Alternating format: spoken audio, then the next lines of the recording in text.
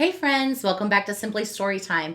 Today we're going to read one of my favorite books, Hey, That's My Monster, written by Amanda Noll, illustrated by Howard McWilliam. Hey, That's My Monster, written by Amanda Noll, illustrated by Howard McWilliam. Tonight, when I looked under my bed for my monster, I found this note instead. So long, kid. Gotta go. Someone needs me more than you. Gabe. What? Gabe was my monster. Nobody needed him more than me. But someone sure did need a monster. My little sister Emma. Now that Emma slept in a toddler bed, she liked to climb out, roam the house, and play noisy games at night. I knew a monster would help keep her in bed so she could fall asleep. But not my monster.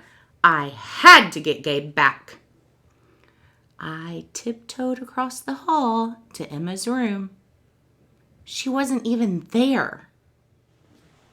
But Gabe was.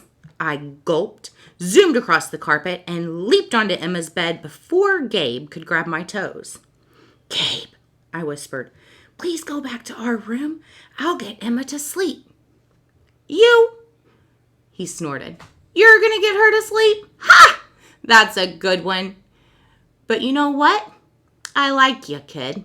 So I'll give you 3 chances. If she's not asleep, I'll be back. And Gabe was gone.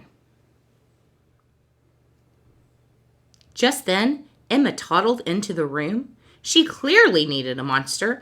Maybe she didn't know how to get one. But I did. Hey, Emma, I said. Let's play Can You Knock on the Floor?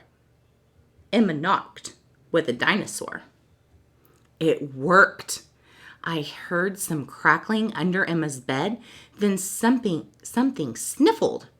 It squelched and dripped.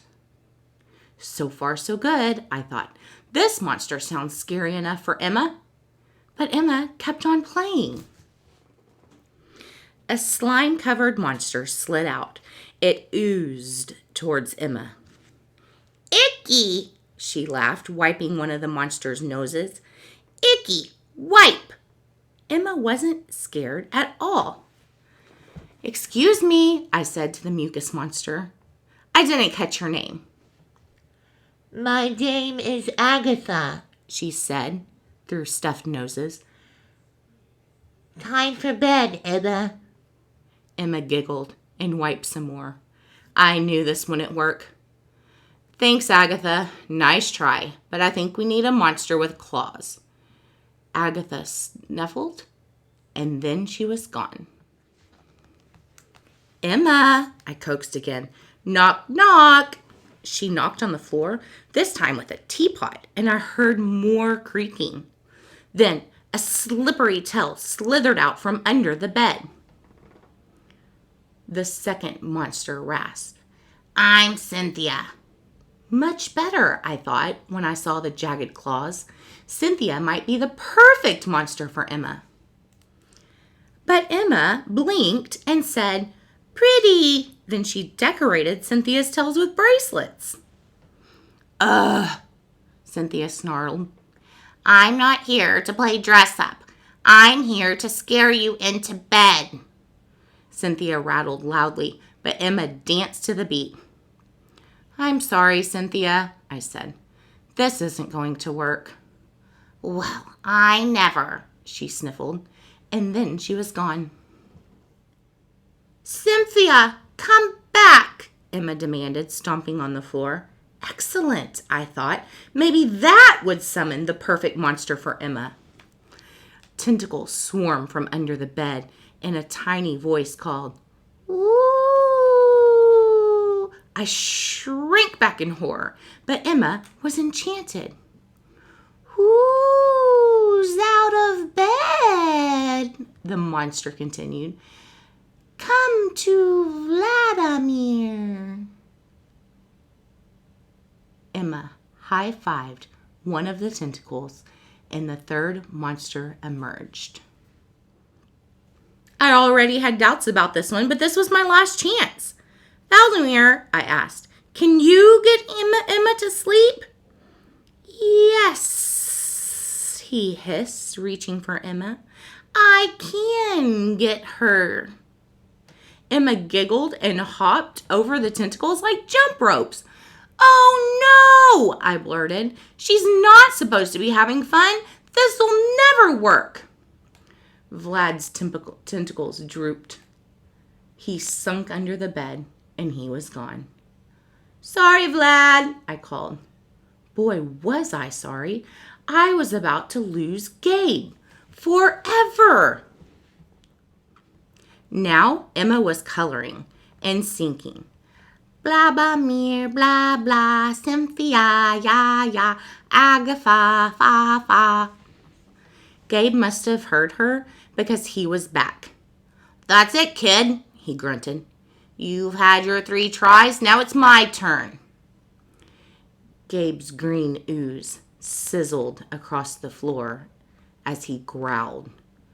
Put the crown down. Emma peered at my hulking, sharp-clawed monster and said, Fuzzy! Hey, Gabe, I cheered. Emma isn't afraid of you. What? Gabe burst out from under the bed and loomed over Emma. Steam squirted from his ears. Get into bed, Gabe thundered. Emma hopped up, but she kept singing, Fuzzy, fuzzy monster. Gabe, I said, Emma's not scared enough to fall asleep. Please, let's just go back to our room. No can do, kid, Gabe growled. I may not be the perfect monster for Emma, but I'm the best so far. At least she's in bed now. I gotta stay here. You're on your own. I knew Emma needed Gabe, but he was my monster. How was I ever going to get to sleep without him? Just then, we heard a tiny noise. Hick, hick, hick. Emma froze. Gabe and I peered under the bed.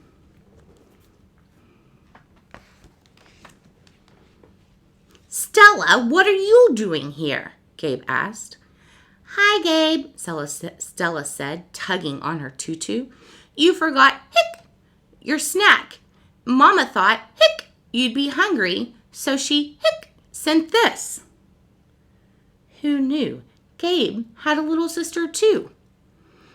I thought Stella's hiccups were cute, but Emma obviously didn't. Stella sure noticed. She tiptoed closer, hiccuping with every step. Hick, hick, hick. From under the covers, Emma squeaked. Shoo! Shoo, Stella repeated.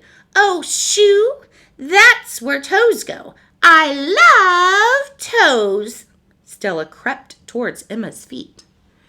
Emma squealed, scrunched in her feet, and giggled. No toes! No toes!